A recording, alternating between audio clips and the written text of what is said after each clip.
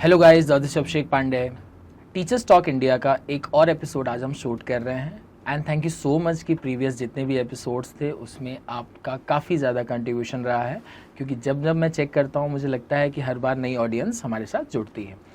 सो आज हम जिन शख्सियत को अपने साथ लेके आए हैं, कि ऐसा पहली बार होगा कि हम कुछ नया इंट्रोड्यूस करेंगे और कुछ नई बातें करेंगे। अभी तक के जितने भी एपिसोड हुए हैं उसमें सबसे वाव मोमेंट शायद आप ऐसा बोल सकते हैं कि ये होगा। हो सकता है कि शायद आपको लगे कि ये चीज़ आपके लिए इतनी ज़रूरी नहीं थी, लेकिन मेरे लिए इतनी ज़रूरी थी, इसीलिए मैं ये शूट कर रहा हूँ। सो टीचर्स टॉक इंडिया इस देश का पहला यूट्यूब पॉडकास्ट चैनल है जो सिर्फ और सिर्फ टीचर्स और एडुकेटर्स के लिए डिवोटेड है। सो प्लीज़ आप इस चैनल को लाइक करिए, शेयर करिए और सब्सक्राइब करिए, और साथ में हमको मोटिवेट करिए अपने कमेंट्स लिख के कि जिससे कि और एपिसोड हम शूट कर सकें। और साथ में आप ये भी मेंशन करिए कि किस स्कूल के टीचर्स को आप सुनना चाहते हैं। सो आज जो हमारे साथ गेस्ट हैं उनका नाम है निशी मैम। निशी मैम जो हैं हिंदी की HOD हैं बिल्लाबोंग इंटरनेशनल स्कूल की। अगर हम ये शूट जो है बड़ौदा में कर रहे हैं तो जो भी लोकल लोग हैं इसके बारे में ज़रूर जानेंगे, लेकिन जो लोग शहर से बाहर हैं वो भी अगर आप गूगल करेंगे तो you will get it know about this. ठीक है जी। सो बिल्लाबोंग स्कूल से हैं, हिंदी की HOD हैं। हिंदी जब भी सब्जेक्ट का नाम हम सुनते हैं हमको लगता है कि नॉन इम्पॉर्टेंट या सबसे लीस्ट इम्पॉर्टेंट ये हमारा सब्जेक्ट है। सो ये कितना इम्पॉर्टेंट है आपकी ज़िंदगी में, उसी के रिलेटेड ये पूरा डिस्कशन है। सो थैंक यू निशी मैम। पहले तो बहुत बड़ा थैंक यू आपको कि संडे को आप समय निकाल के आए, और उससे भी बड़ी बात कि एक टीचर की ज़िंदगी मंडे टू सैटरडे ऑलरेडी इतनी बिजी होती है और ऊपर से आप संडे को हमारे साथ पॉडकास्ट में जुड़े हुए हैं। सो निशी मैम, पहले अपने बारे में थोड़ा सा आप इंट्रोडक्शन दीजिए, फिर हम क्वेश्चन आंसर का सिलसिला शुरू करेंगे जी। मैं निशी धल सामल हूँ और बिल्लाबोंग हाई इंटरनेशनल स्कूल में हिंदी की विभागाध्यक्ष हूँ, जिसे HOD कहते हैं आप जी। मेरे अंडर 13 टीचर्स हैं, 13 टीचर्स हैं जी। और साथ में मैं BBHS इंटरैक्ट क्लब है जो सामाजिक कार्य में लीन है जी। और बच्चों के साथ मैं ये कार्य करती हूँ, जो हमारा सामाजिक उत्तरदायित्व है उसकी भी मैं इंचार्ज हूँ, प्रभारी हूँ। और उसके साथ साथ अगर मैं कहूँ तो मैं बचपन से शिक्षक बनना चाहती थी। ओके। मेरा सपना था और मेरे भाइयों का साथ रहा और इस तरह से मैं शिक्षक बन पाई। पर ये कौन से विषय की शिक्षिका बनूंगी ये मैं आपको नहीं कह सकती, क्योंकि हिंदी उस समय मेरे इतनी उस भाषा से इतना प्रेम नहीं था जी। पर धीरे धीरे जैसे जैसे मैं आगे बढ़ी, मैंने कंप्यूटर में डिप्लोमा किया और फिर मैंने मास्टर में हिंदी किया, तब मुझे एहसास हुआ कि शायद हिंदी से मुझे प्रेम हो गया है। और हिंदी भाषा में तब मैंने लिखना शुरू किया। और हिंदी भाषा एक मेरे लिए ऐसा है कि मेरे रग रग में बसती है। और उसका एक ज्वलंत उदाहरण है कि एक गाथा बनीता मेरी रचना है जो प्रकाशित हो चुकी है, और 35 कविताएं मैं प्रकाशित कर चुकी हूँ विभिन्न पत्रिकाओं में। और मेरे साथ साथ लेखन कला, अगर आप बोले लेखन कार्य में साथ देने के साथ साथ मैं ये ज़रूर प्रयास करती हूँ कि मैं हिंदी प्रेमी सबको बनाऊँ और हिंदी का सर्वांगीण विकास हो। और हिंदी ऐसा मीठा और सरल और मृदु भाषा है जो हर किसी के तक पहुँचे, और सीखने सिखाने की मेरे अभिन्न मेरा अंग है, मैं इसी में विश्वास करती हूँ जी। सो एक्चुअली निशी मैम, ये तो इंट्रोडक्शन काफ़ी वाव रहा। सबसे इम्पॉर्टेंट ये है मैम कि आप बीइंग अ हिंदी टीचर, कभी ऐसा हुआ कि आप बहुत सारी ऐसी बातें बोल रही हो और एक आध इंग्लिश का शब्द आ गया हो?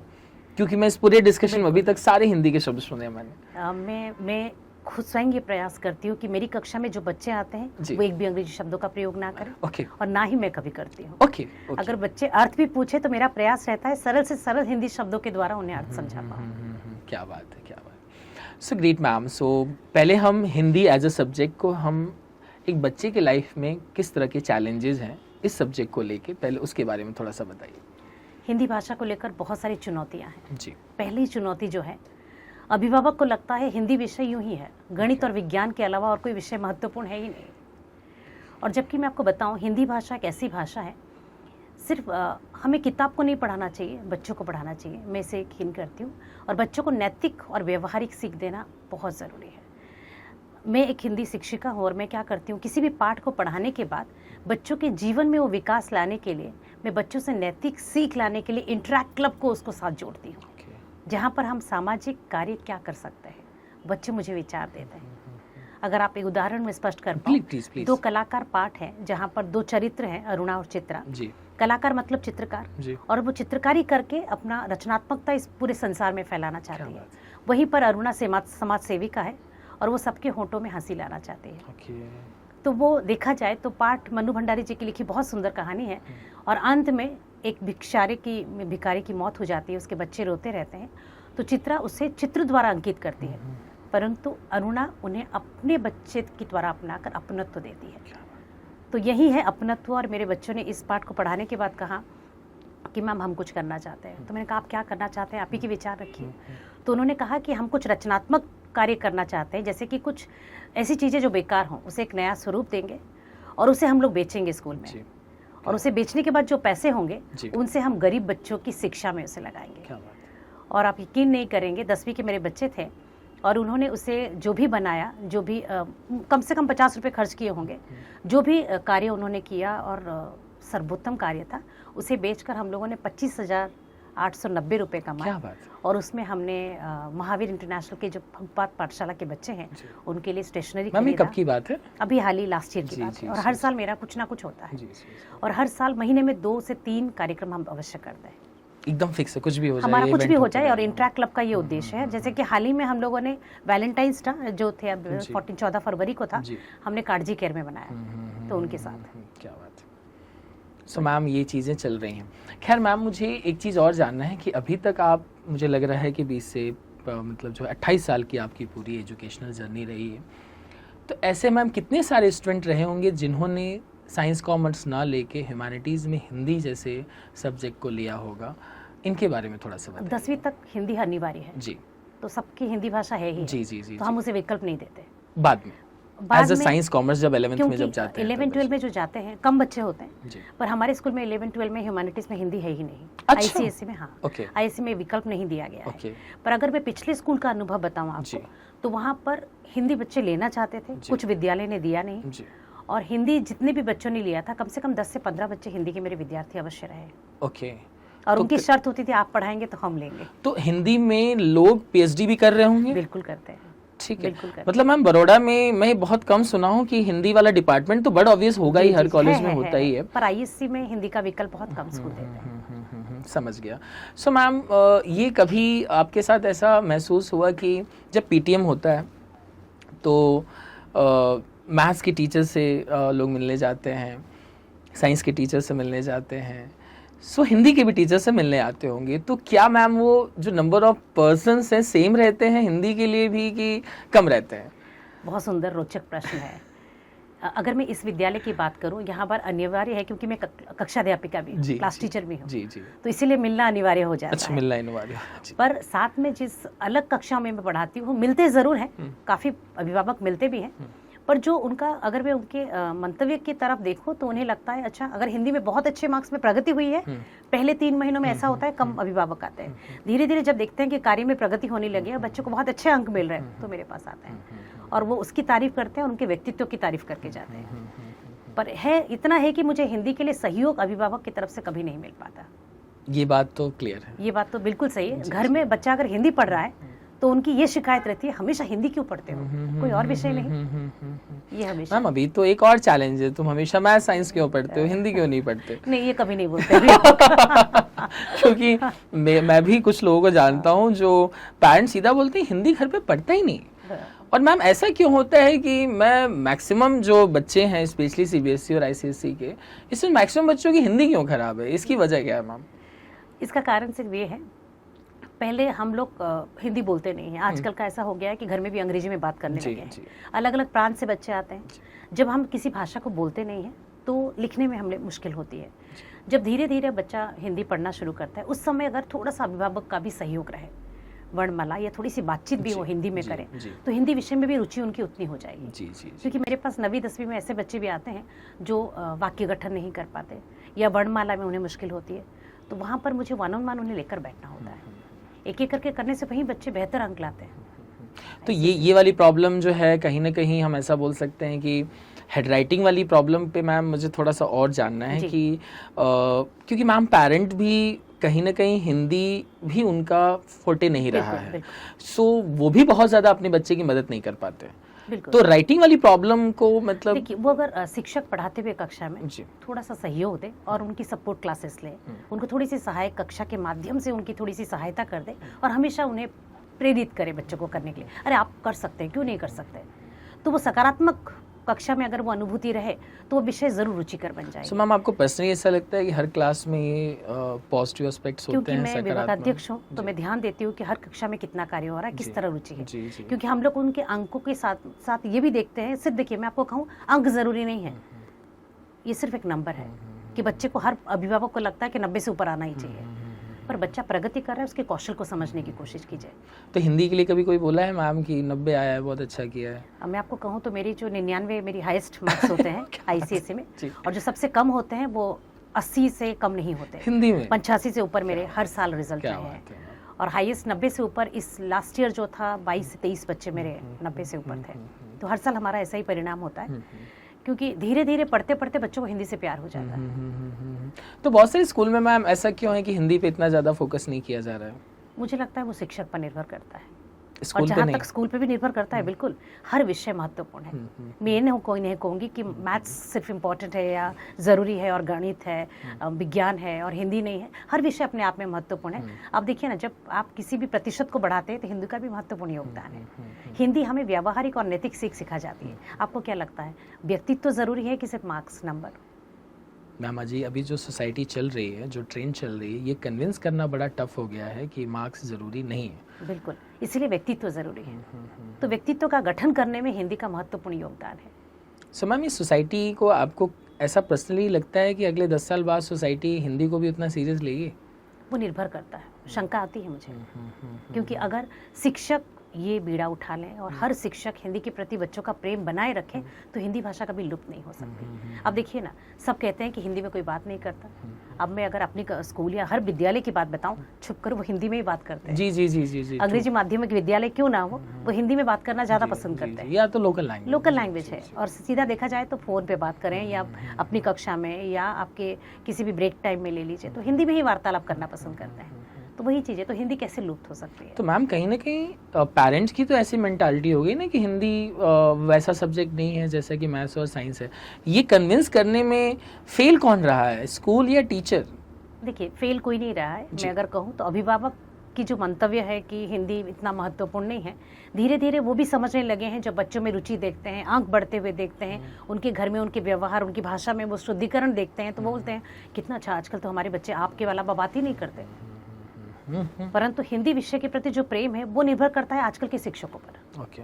वो कितना इस कौशल को बढ़ा सकता है। तो सबसे ज़्यादा हम ब्लेम शिक्षक को ही दे सकते हैं? ब्लेम नहीं करेंगे। अगर अभिभावक और शिक्षक, मैं किसी की निंदा नहीं करूंगी, अभिभावक और शिक्षक मिलकर एक गठबंधन के माध्यम से किसी भी विषय पर थोड़ा सा ध्यान दें तो बहुत। तो ऐसा नहीं हो सकता है मैम, हम किसी सब्जेक्ट को बहुत ज़्यादा फोर्स कर दें फिर नहीं, दूसरे किसी को फोर्स सब्जेक्ट ना करें, हर कोई महत्वपूर्ण है। हर किसी के लिए समय सारिणी बना दिया जाए कि हर विषय पे ध्यान दें। जैसे गणित हर दिन करना ही चाहिए, जैसे हम कहते हैं कि आपको प्रैक्टिस यानी अभ्यास करना ही चाहिए, उसी तरह हिंदी हर विषय थोड़ा सा तो पढ़ना पड़ेगा बच्चों। जो कक्षा में हो रहा है, अगर रेगुलर स्टडीज बच्चे नहीं करेंगे तो वो विषय नहीं कर पाएंगे। परंतु इतना आप देखें तो अगर आप बच्चों के 10वीं तक उन्हें पता है कि हिंदी अनिवार्य है, उसके बाद बहुत कम बच्चे हैं जो हिंदी के साथ आगे बढ़ना चाहेंगे। क्यों? उन्हें लगता है कि महत्वपूर्ण इस विषय पे कम है। सो मैम, आपकी पूरी क्लास में कितने परसेंटेज बच्चे ऐसे होते होंगे कि जिन्होंने 5 सब्जेक्ट या जितने भी नंबर ऑफ सब्जेक्ट होते होंगे उनको उन्होंने बैलेंस क्रिएट किया हो? बहुत कम बच्चे हैं। 10 सब्जेक्ट हैं बच्चों के पास। जी। हमारे ICSE में 10 सब्जेक्ट्स होते हैं, और जो सबके सब जस्टिस करें आप अगर कहें तो 30 से 40% बच्चे होते हैं। पूरी क्लासरूम की पूरी बात कर रहे क्लासरूम हैं? में पूरी क्लास की बात कर रही हूँ। 40% बच्चे होते हैं जो बहुत अच्छे होते हैं हर विषय में। अच्छा। बहुत अच्छे से करते हैं, और बाकी जो 60% है उनके साथ हम काम करते हैं। अच्छा। और उन्हें हम प्रेरित करते हैं और उन्हें समय सारिणी देते हैं कि किस तरह उन्हें टाइम मैनेजमेंट पे काम करना चाहिए। और दूसरी समस्या कहाँ होती है, दूसरी चुनौती मेरे लिए होती है जब बच्चे मुझे कहते हैं कि मैम ट्यूशन क्लासेस में ही पूरा टाइम निकल जाता है। और पेरेंट्स समझते ही नहीं कि मुझे ट्यूशन की ज़रूरत नहीं है। और ICSE के टीचर्स मिलना बहुत मुश्किल है यहाँ। जी जी जी जी जी। परंतु जब वो हर क्लासेस के लिए, मैथ्स के लिए अलग, फिजिक्स के लिए अलग, केमिस्ट्री के लिए अलग, बायो के लिए अलग, जब 4 क्लासेस में जाते हैं तो समय बचता कहाँ है उनके लिए पढ़ने के लिए। तो अभिभावक को ये ध्यान भी देना होगा, बच्चों को अगर ट्यूशन क्लासेस से कोई फ़ायदा नहीं हो रहा है तो नहीं रखना चाहिए। देखिए मैम, ट्यूशन तो एक एज अ ट्रेंड जैसा हो गया है कहीं आजकल ना हर कोई कहीं। जाता है, पर इतना समय बच्चों के बारे में भी सोचें, जी जी उनकी मानसिक स्थिति के बारे में सोचें। स्कूल से अगर बच्चा 2-2:30 बजे घर वापस लौटता है, 1 घंटा विश्राम ना करके फिर ट्यूशन क्लासेस, फिर आप कहें पढ़े, मुश्किल है बच्चों के लिए। तो मैम कभी हिंदी के लिए आप किसी पेरेंट्स के साथ कभी ऐसा हुआ है कि नेगेटिव इंटरेक्ट हुआ हो, चाहे आप उसको कन्विंस कर रहे हैं कि वो आपको कन्विंस कर रहे हैं, कभी इस तरह का कभी केस एक बार स्टडी ऐसा हुआ था, विदेश से आई हुई एक अभिभाविका थी जिनको बिल्कुल हिंदी नहीं आती थी, जी। और उनका बच्चे ने हिंदी लिया हुआ था, और उनके लिए मुश्किल था कि वो विषय को हटाना चाहते थे अच्छा। कि किसी तरह से वो निकल जाए, और जबकि अनिवार्य थे, बच्चा छोड़ना नहीं चाहता था। तो उनके अभिभावक का था, आप समझाइए बच्चे को कि इस विषय को हटा दें। अच्छा। मेरी पिछले स्कूल का अनुभव है, इस स्कूल का नहीं। तो उनका ये कहना था कि आप इसी तरह से उसे समझाइए कि इस विषय को हटा दे, इस सब्जेक्ट को हटा दे। तो मुझे समय लगा उन्हें ये कन्विंस करने में कि विषय कितना महत्वपूर्ण है। विषय मायने नहीं रखता वो हिंदी हो या फ्रेंच हो, जी, जी। वो फ्रेंच दिलाना चाहते थे। जी जी। और बच्चे का कहना था कि फ्रेंच में सीख चुकी हूँ, मैं हिंदी सीखना चाहती हूँ। Okay okay okay. तो उसके बाद मैं और वो विद्यार्थी जो मेरी थी, हम दोनों मिलने के बाद माँ आई थी और मुझसे बात करके बाद में बोली, मैं माफ़ी चाहती हूँ, मैंने काफ़ी समय आपके साथ किया और मेरा व्यवहार आपके साथ बहुत रूखा था। अच्छा। उस समय शायद मैं समझने में असमर्थ थी कि ऐसा विषय हम क्यों ले रहे हैं जो हम लोगों के लिए हिंदी हमें कहाँ काम आने वाला है। सो मैम आप पूरा कन्विंस कर पाएँ कि हिंदी बहुत मैं ज़रूरी बिल्कुल है। कर पाई, और क्योंकि बच्चा लेना चाहता था। अगर बच्चे की भी नकारात्मक दृष्टिकोण होती तो शायद मैं वहाँ पर लेकिन एक तो 10 तक होता ही है कि आपको लेना ही है, लेना नहीं, है, विकल्प है, फ्रेंच ले सकते हैं बच्चे, हाँ, फ्रेंच ये सिर्फ गुजराती ले आईसीएसई सकते में हैं। है कि सब ये में? हमारे सिर्फ ICSE आईसीएसई में, बाकी जगह कंपलसरी है। जी जी जी जी। सो मैम अब हिंदी की तो थोड़ा सा हम और इसको थोड़ा सा आगे लेके चलते हैं कि क्या बच्चा ये उसी से रिलेटेड है कि एक मैथ्स का टीचर सामने खड़ा है और एक हिंदी का टीचर सामने खड़ा है, तो बच्चा ज़्यादा इन्फ्लुएंस किस टीचर से होता है? ऐसा कभी मौका मुझे नहीं मिला कि दोनों सामने खड़े हों और जी ऐसा, जी। परंतु शायद मैं इतना कहूँगी कि दोनों टीचर हैं तो शायद बच्चा मैथ्स की तरफ जाएगा। ओके। ठीक है, पर दूसरा पहलू भी है और बाकी पहलू भी है। दोनों जो हैं अलग अलग तरीके से प्रेरित करते हैं, वो निर्भर करता है उनका व्यक्तित्व कैसा है। अगर मैं खड़ी रहूं, और होता क्या है, एक तो सब्जेक्ट टीचर और एक क्लास टीचर, जी। तो मेरी क्लास जो जहाँ मैं क्लास टीचर हूँ ना, वो बच्चों का प्यार मेरे लिए कुछ अलग होता है। ओके। और जहाँ मैं सब्जेक्ट टीचर हूँ, बच्चे शायद परखेंगे पर किसी एक को छोड़ नहीं देंगे, जी जी जी जी। दोनों के साथ रहेंगे, संपर्क में रहेंगे, परंतु दोनों विषय महत्वपूर्ण है, ये 10वीं के बच्चे जानते हैं। और वो इतने सालों से देख रहे हैं कि हिंदी की वजह से ही वो सिटी टॉपर हमारा स्कूल हर साल दे अच्छा, रहा है। क्या बात है, क्या बात है। तो उनको पता है कि 99 रखना इतना मुश्किल नहीं है, क्योंकि उन्हें पता है निशा मैम के साथ पढ़ना है, तो फिर वो दोनों हर विषय के साथ उचित न्याय करना पड़ेगा। तो ma'am as a Hindi teacher क्या क्या चैलेंजेस फेस किए हैं मैम आपने? एज ए हिंदी टीचर मैंने बहुत सारे चुनौतियाँ मुझे सामने आई हैं। पहली चीज़, as a Hindi teacher also class teacher भी, क्योंकि दोनों चीज़ें अलग अलग हो जाती हैं। जब मैं हिंदी पढ़ाती हूँ मेरा व्यक्तित्व कुछ अलग होता है, और जब मैं कक्षा अध्यापक हूँ तो बच्चों की समस्याओं का समाधान करने में मुझे काफ़ी दिक्कत आती है, जहाँ पर मैं अभिभावक को मुझे समझाना पड़ता है कि देखिए मूल समस्या क्या होती है। बच्चा कोई विषय और चुनना चाहता है, परंतु अभिभावक को लगता है गणित और विज्ञान के बिना जीवन है ही नहीं। तो इसीलिए उन्हें हमें समझाना पड़ता है। एक हमारे जो पिछले विद्यार्थी हैं वो किसी भी विषय को लेकर पारंगत हो सकते हैं। ये मैं सुनने वाले सभी अभिभावकों को कहना चाहूँगी, हर विषय महत्वपूर्ण, सिर्फ गणित और विज्ञान नहीं। और जैसे कि अगर आप देखेंगे तो हिंदी शिक्षक होने के नाते मेरे लिए सिर्फ मुश्किल होती है अभिभावक का, जैसे कि मैंने कहा, सहयोग बहुत कम है, बहुत कम मिलता है कंपैरिजन ऑफ। उनकी शिकायत क्या होती है, बच्चा हरदम हिंदी ही पढ़ता है। मतलब आपने उसको इतना मोटिवेट कर दिया है कि वो मैथ्स छोड़ के हिंदी पढ़ने लगा है। तो हम उसको समझाइए ना, हिंदी कम समय के लिए पढ़े, जब देखो हिंदी करता रहता है। तो मैम वो आपका मैम ऐसा अचीवमेंट है ना कि आपने उसको कन्विंस कर दिया कि हिंदी कितना इंपॉर्टेंट है, और बच्चा इन्फ्लुएंस हुआ एज अ पॉजिटिव लेवल पे। चैलेंजेस तो मैम हमने काफ़ी ज़्यादा इसमें डिस्कस किया, लेकिन मेरा जैसे कि पॉइंट ऑफ व्यू ये है कि एक बच्चे में तो आपने ये इनोवेशन ला दिया कि तुम इस सब्जेक्ट में इंटरेस्ट के साथ पढ़ो, लेकिन वो बच्चा उस सब्जेक्ट को कब तक अपनी लाइफ में कैरी कर सकता है और उसको कैरियर अपना कैसे बना सकता है? पहली चीज़, मैं हिंदी पढ़ाती हूँ जी। विषय नहीं पढ़ाती, जैसे कि आपसे कहा नैतिक और व्यवहारिक ज्ञान सिखाती हूँ। जी।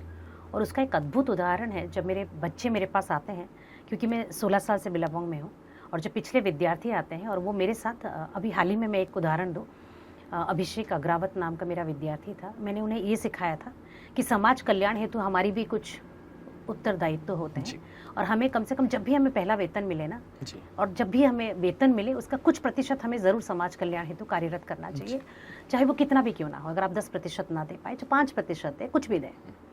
तो शायद ये पढ़ाते हुए किसी पाठ के माध्यम से मैंने बच्चों को समझाया था। और वो एक दिन टीचर्स डे से पहले मेरे पास आए और वो बाहर हैं, आई थिंक जर्मनी में कहीं पर सेटल है। तो उन्होंने मुझे कहा मैम मैं सिर्फ एक निवेदन करना चाहता हूँ। मैंने कहा कही क्या बेटा? मैम पहला वेतन मिला है। अच्छा, क्या बात। और मैं ये स्टेशनरी का बक्सा लाया हूँ और मैं चाहता हूँ कि आपके इंटरेक्टिव बच्चे जो इंटरेक्ट क्लब के हैं वो डोनेट करें बच्चों को। तो शायद मेरे लिए स्वर्णिम ये उपहार था मेरे बच्चे का, क्योंकि हर बच्चा कहीं ना कहीं किसी ना किसी योगदान में शामिल है। तो मुझे लगता है शायद मेरे शिक्षक बनने का सार्थकता वहीं पर पूरी हो जाती है। Ma'am, Hindi as a career, मेरा सवाल रह गया कि अगर किसी इंसान को पूरी ज़िंदगी हिंदी ही एज अ लेके चलना है साथ में, तो एज अ कैरियर ऑप्शन, क्योंकि बट ऑब्वियस उसको घर भी चलाना है, कहीं ना कहीं सोसाइटी में भी रहना है, तो एज अ कैरियर उसके लिए हिंदी कहाँ स्टैंड करता है? बिल्कुल सही प्रश्न है, बहुत महत्वपूर्ण प्रश्न है, क्योंकि शिक्षकों के बारे में आप जानते हैं, जहाँ कमी आ जाती है वहाँ वेतन आ जाता है। जी जी जी। अगर कोई भी शिक्षण को लेकर आगे बढ़ता है तो निश्चय उसके जीवन में ये तो रहेगा, अगर जैसे कोई महिला है उनके लिए कोई मुश्किल नहीं है, परंतु अगर कोई पुरुष बनना चाहता है शिक्षक को लेकर, वो पीएचडी तक कर सकते हैं, आगे वो लेक्चरर बन सकते हैं। अगर सरकारी में विद्यालय में या सरकारी कॉलेजों में हो जाए तो बहुत अच्छा है। जी, जी, जी। अगर नहीं हुआ तो प्राइवेट संस्थाओं में तो मुश्किलें ज़रूर आती हैं। जी, जी। साथ में उन्हें किसी और में भी कार्यरत होना पड़ेगा, ये दुख का विषय है। और यही कारण है कि इस पद पे, इस ये पे कोई नहीं आना चाहता, क्योंकि कुछ लोगों को ऐसा लगता है जहाँ कुछ नहीं हुआ तो हम शिक्षक बन जाए, पर ये दुख की बात है हमारे लिए। जी। तो ma'am, Hindi as a career भी चाहे तो लोग चुन ले सकते हैं, पीएचडी करके भी आगे बढ़ सकते हैं, बहुत है। लेखक लेखिका बन सकते हैं जी, और अपनी किताबों के माध्यम से प्रचार कर सकते हैं, बहुत कुछ है। तो हिंदी मैम जो लेखक और लेखिकाएं हैं, कहीं ना कहीं आपको लगता है कि आने वाले दिनों में या इस समय उनका भविष्य है एज अ भविष्य है, वो निर्भर करता है लेखों के माध्यम से। आजकल अच्छा। आप ट्रांसलेटर्स का देखिए ना, कितना बोलबाला है, जो अंग्रेजी से हिंदी में ट्रांसलेट करते हैं, हिंदी से इंग्लिश में करते हैं। जी तो बहुत कुछ है, पर निर्भर करता है उनके लेखों पर, कैसा लेख है, जी क्या लोग उन्हें पढ़ना पसंद करते हैं। जी। सो मैम, ये तो बड़ी इंपॉर्टेंट बात होगी। अब थोड़ा आपके टीम से रिलेटेड बात करते हैं कि कभी आपको लगा कि जो आपके टीम मेंबर्स हैं या जिनको आप हेड कर रही हैं, उनमें कोई ऐसा था कि जो वो शिद्दत ना रखता हो जो आप रखती हैं? कभी ऐसा हुआ है? कभी कभी हुआ है, किसी किसी के माध्यम से हुआ है कि मैम ये बच्चा तो कर ही नहीं सकता, इससे तो हो ही नहीं रहा, मैम मैं क्या करूँ। जी और ऐसे बच्चे हमने ले लिए पर उनको कुछ नहीं आता। जी। तो मैंने कहा ठीक है, एक बार हम मिलते हैं उन बच्चे से और आप भी आइए। ओके। मैम वो कुछ भी नहीं लिख सकता। एक शिक्षिका ऐसा लेकर आई मेरे पास कि मैम मैं कुछ भी नहीं लिख सकता। और देखिए ना, अभी वो बहुत अच्छे से, और हमारे विद्यालय में फ़िलहाल नहीं है वो, और वो बहुत अच्छा भी कर रही हैं अभी। वो हमेशा आजीवन मुझे अभी ज़रूर बताती है कि मैम आपकी वो एक सीख ना मेरे जीवन को बदल दिया। तो मैंने कहा ठीक है, बच्चे को लेकर आते हैं और बताते हैं क्या नहीं। मैं वर्णमाला नहीं लिख सकता, वो पेंसिल ही नहीं पकड़ सकता।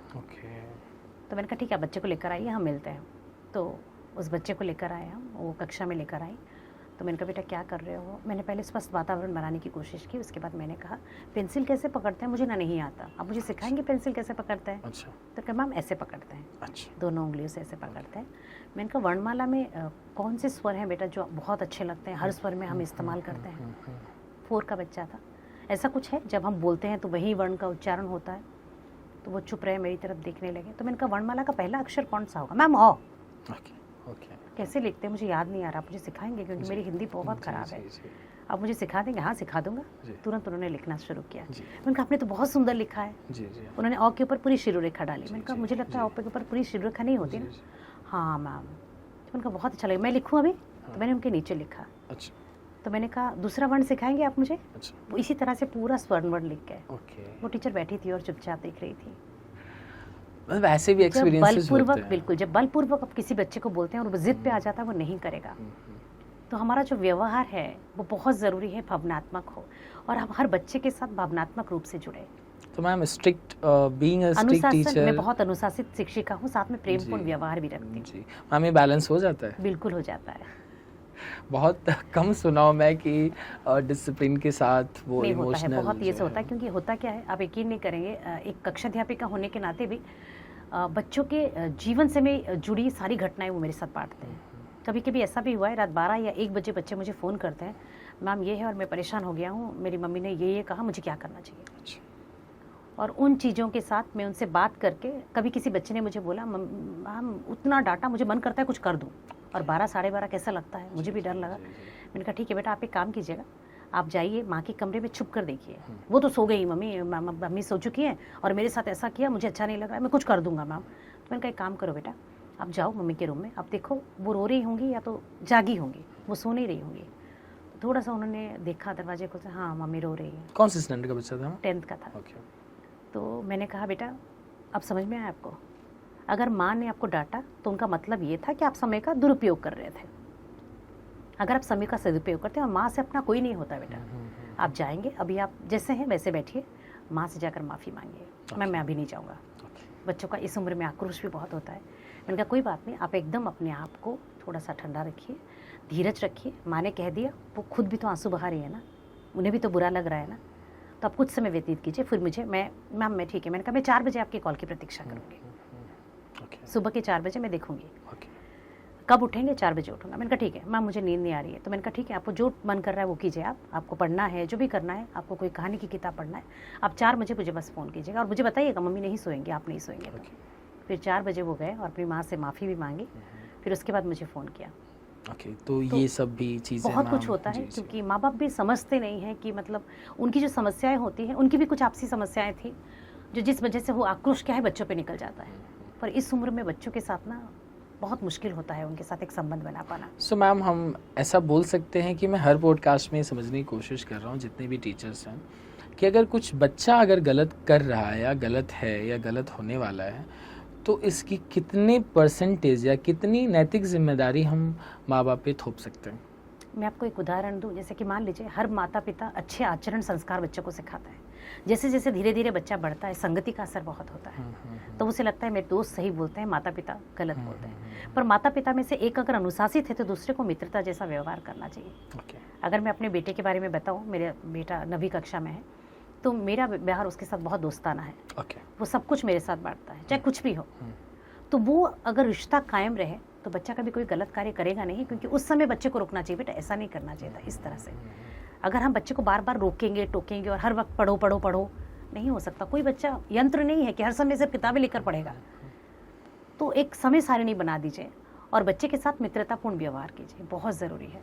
कहीं ना कहीं मैम एक सोशल प्रेशर भी तो है कि मैम हर बच्चा बाय बर्थ नेचुरल जैसा उसका माइंड होता है, लेकिन माँ बाप ये कन्विंस नहीं होते या समझना नहीं चाहते कि यही उसकी बौद्धिक क्षमता है, इससे ज़्यादा वो आगे नहीं जा सकता। तो कहीं ना कहीं हम उसके आसपास की ही उसको सारे ऑप्शंस दें, तो ऐसी क्या कमी रह जाती है? ये कमी ये रह जाती है कि देखिए, एक बच्चा गणित में अच्छा नहीं होता, तो गणित के बिना भी तो विषय है ना।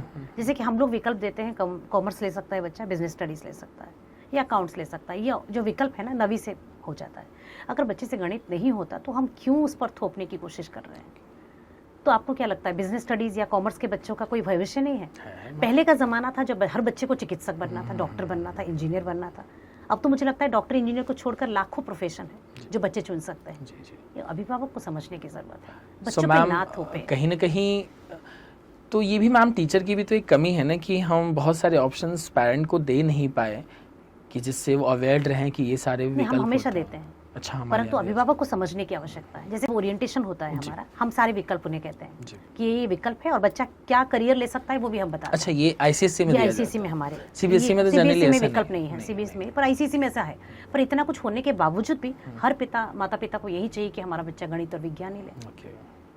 ये जो मानसिक मेंटालिटी बन गई है पेरेंट्स की, वो बदलने की ज़रूरत है जी। इसके बिना भी वो कैसे शेफ बन सकता है? शेफ बन के कितने पैसे कमा रहे हैं वो तो देखिए। तो हमारे विद्यार्थी भी हैं जो शेफ बन के आज अपना नाम कमा रहे हैं। हर पद महत्वपूर्ण है।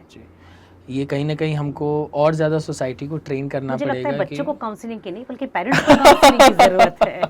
मैम, मैं खुद ही पेरेंट्स ट्रेनिंग प्रोग्राम पिछले 2 साल से शुरू किया हूँ, स्पेशली 7 से 10 तक के बच्चों के लिए, पेरेंट्स के लिए। मुझे लगता है कि अगर वो शायद थोड़े से सीख जाए ना, तो बच्चे की ज़िंदगी आसान हो जाएगी। क्योंकि हम मेहनत तो कर रहे हैं लेकिन रिजल्ट नहीं आ रहा है, वो रिजल्ट शायद पेरेंट को ट्रेन करने के बाद आ जाए। और ये दोनों मिलकर कार्य करें ना, तो बच्चे का बौद्धिक विकास होना तो जायज़ ज़रूर होगा। So ma'am, being a Hindi teacher, ma'am आपकी कोई अभी तक की जो खुद की रचनाएं जो कहीं किसी प्लेटफॉर्म पे आई हो, उसके बारे में थोड़ा शेयर करिए। मेरी जो किताब है एक गाथा बनीता, वो एक महिलाओं के संघर्ष के ऊपर आधारित है। जहाँ मैंने ये मेरी वास्तविक कहानी, आसपास की जो महिलाओं की मैंने कहानी सुनी, वहाँ पर मैंने लिखा है कि एक महिला के लिए कितना मुश्किल होता है अपने घर के संघर्ष के साथ साथ नौकरी सुधा जीवन को भी जी, साथ में लेना। जी, जी। और कभी कभी उनके पति का साथ मिल पाता है, कभी कभी नहीं मिल पाता।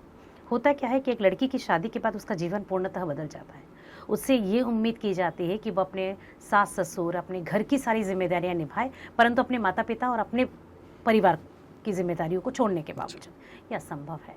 तो आपने इस एक पे किताब लिखी बेटी, मैंने है। उस पर कुछ 2 कहानियों का वर्णन किया है, उनके वास्तविक जीवन का वर्णन किया है, जी, जहाँ पर वो अपनी एक बेटी होने के नाते कुछ करना चाहती है, नहीं कर पाती, और वो जो उदासी है उनके मन में निराशा बनकर एक तनावग्रस्त जीवन को जी लेते हैं। क्या बात है।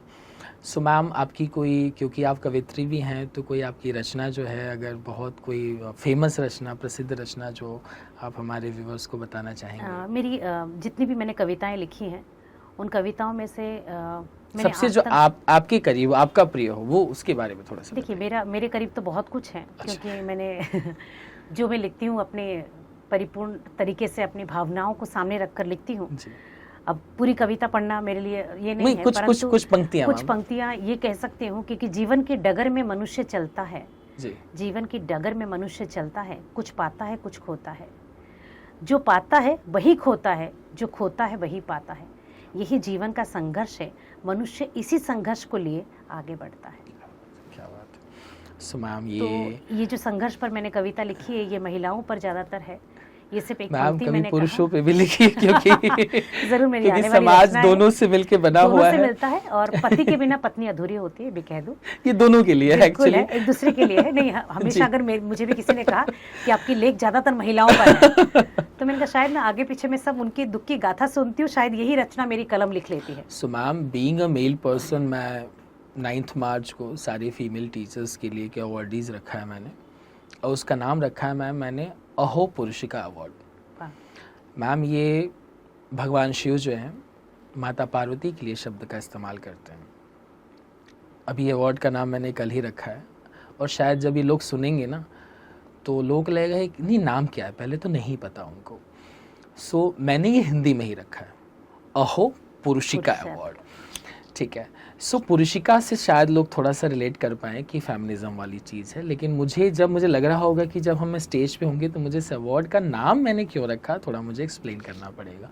तो समाज में ma'am, being a male person, मैं कोशिश करता हूँ कि अच्छा, मेरे साथ मैक्सिमम जो टीम रही है वो फीमेल ही रही है, एंड थैंक्स टू गॉड कि मैं एज अ मेल की सिंसियरिटी को देखता हूँ और एज अ फीमेल पर्सन की सिंसियरिटी को देखता हूँ, तो मुझे बहुत सारा फ़र्क नज़र आता है। लेकिन सबके अलग अलग बाउंडेशंस हैं, कोई ये काम नहीं कर सकता, कोई ये नहीं कर सकता, तो मेरी लगता है कि दोनों ही इम्पॉर्टेंट है। तो इस साल हम कोशिश कर रहे हैं कि जितने भी समाज में जितने भी फीमेल टीचर्स हैं, स्पेशली जो ट्यूशन टीचर हों, प्रिंसिपल्स हों, एजुकेटर्स हों, जो फीमेल वर्ग है, इनको थोड़ा सा सम्मान दिया जाए, क्योंकि टीचरों का मैम सम्मान थोड़ा सा सोसाइटी में कम हो गया है। ठीक है, और कम होने की वजह ये है कि हर इंसान ये समझने लगा है कि हम इनको पैसे दे रहे हैं तो पढ़ा रहे हैं। ठीक है, लेकिन मुझे पर्सनली ऐसा लगता है कि जिस दिन ये पेरेंट ये मेंटालिटी हटा देंगे ना, बिल्कुल, उस दिन शायद, क्योंकि मैम मैं सुनता हूँ कि बच्चा ही अपने मैम या सर का नाम लेके बिना सर और मैम लगाए घर में बात कर रहा होता है, अब पेरेंट नहीं टोकते। जैसे मान लीजिए आपका नाम निशी मैम है, किसी बच्चे ने सीधा बोला कि अरे मुझे निशी ऐसा बोल रही थी, तो मैं बच्चे को शायद कम जिम्मेदार मानूंगा, पेरेंट को ज्यादा जिम्मेदार मानूंगा कि उन्होंने तुरंत टोका क्यों नहीं। बिल्कुल, बिल्कुल। और ये मैम मैंने सुना है, और इससे मैं बड़ा आहत होता हूं कि माँ बाप अपने पूरे जीवन काल में बच्चे को डोंट्स डूज तो चलिए वो खुद सीख लेता है, डोंट्स नहीं सिखा पाए। सो मैं कोशिश करता हूं कि इस तरह से हो, और यही रीजन है कि मैम मैं ये इनोवेशन कर रहा हूँ। मेरा ये पॉडकास्ट में मैम बहुत समय, बहुत पैसा, बहुत क्रिएशन और कहीं ना कहीं बहुत स्ट्रेस लगता है, लेकिन मैं सोचता हूँ कि हर एक एपिसोड से एक भी इंसान अगर प्रभावित हुआ और उसकी ज़िंदगी में कुछ बदला, तो मैम मेरा काम हो गया ना। बिल्कुल। ईच एपिसोड मैम, हर एक एपिसोड से सिर्फ मैं एक इंसान को मिनिमम शायद चाहता हूँ कि मेरी बात उस तक पहुँच जाए, और शायद हिंदी के इस पॉडकास्ट की वजह से हो सकता है कि हिंदी में इंटरेस्ट बच्चों का थोड़ा कम रहे, शायद ये देखने के बाद थोड़ा बढ़ जाए उनका कि भाई मुझे अब हिंदी भी अच्छे से करना चाहिए, क्योंकि मैम गुजराती में है कि लैंग्वेज सब्जेक्ट पे भी लोग उतना ध्यान देते हैं। इस CBSE और ICSE वाले पेरेंट ही थोड़ा सा इसको डाउन करते हैं कि नहीं हिंदी वाला नहीं रहना चाहिए। सो खैर मैम, मैं चाहूँगा कि आप कुछ बच्चों के लिए मैसेज दीजिए। 2-3 सवाल के साथ हम आज का पॉडकास्ट कंप्लीट करेंगे। बच्चों के लिए क्या मैसेज देना चाहेंगे मैम आप? पहले तो मैं शिक्षक को एक मैसेज देना चाहूँगी, फिर बच्चों को। जी प्लीज़। मैं हर शिक्षक को यही कहना चाहूँगी कि मैं सपनों को, बच्चों के सपनों को पंख देती हूँ और संभावनाओं का द्वार खोलती हूँ और स्वर्णिम भविष्य की नींव रखती हूँ। अगर इसी को मंत्रा बनाकर आप लोग बच्चों को पढ़ाएं तो कोई भी विषय उनके लिए मुश्किल नहीं होगा। क्या बात है मैम। और सो मैम, बच्चे और पेरेंट्स दोनों को एक साथ इनबिल्ट कर दीजिए। और बच्चे और मैं विद्यार्थी, आपने जैसे बहुत सुंदर उदाहरण दिया अभिभावक के लिए और बच्चों के लिए, कि जब वो कुछ गलत करे तो ये उत्तरदायित्व बन जाता है अभिभावक का कि उनको टोके, जी जी जी। उसी समय उनकी उन गलतियों को सुधारे तो बच्चा दोबारा कभी नहीं करेगा। और विद्यार्थी के लिए धीरज रखें और धैर्यशील रहे और कर्तव्य निष्ठता के पूर्वक हर विषय का समय सारणी बनाकर पाठ पढ़ें। और कोई भी विषय मुश्किल नहीं है, सब आसान है, सिर्फ सकारात्मक अनुभूति रखें। कुल मिला के हमको आज से हिंदी पे भी उतना ही ध्यान देना है जितना मैथ्स पे। So thank you guys for watching this episode and please like share and subscribe and thank you निशिम आप आई यहाँ पे एंड उम्मीद है कि हम भविष्य में एक आध और एपिसोड करेंगे। बिल्कुल बिल्कुल, थैंक यू धन्यवाद। So much.